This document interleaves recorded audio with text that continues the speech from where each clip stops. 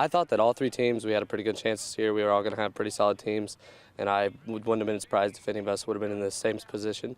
But I'm glad it can be us and South Adams in final game between three county teams. What is South Adams doing so well this year?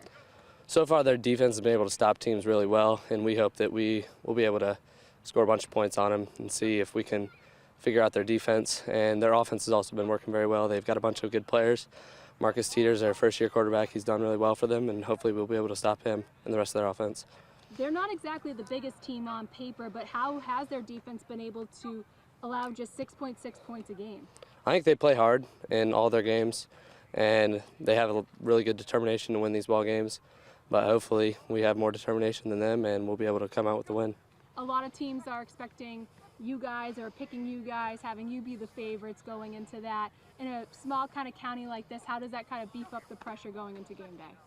I think there's not really much pressure in this game just because we all know each other and we've played against each other in different sports throughout our lives, and it kind of helps us to kind of stay calm and know the opponents.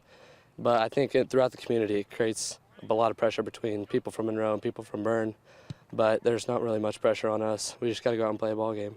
Can you explain to people that don't live in Adams County, might be up in Fort Wayne or even north, what does this rivalry mean to this community?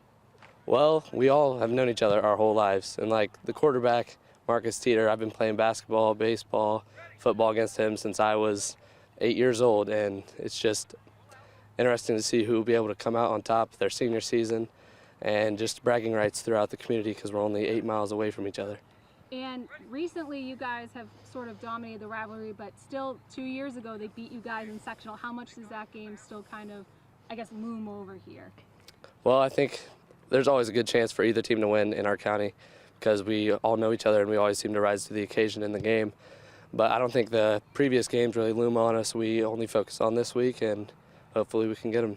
And then final question, what's that atmosphere going to be like in Bern tomorrow night? I think it'll be crazy. Both teams' fans will be up cheering the whole game.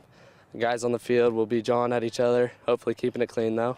But there's going to be a great atmosphere the whole game. Sorry, I lied. This is the final question. How important is this game in trying to make sure that you're still competing with Woodland for that ACAC title? This is a big game. I think that so far us, Woodland and South Adams, have kind of separated ourselves from the rest of the teams in the conference.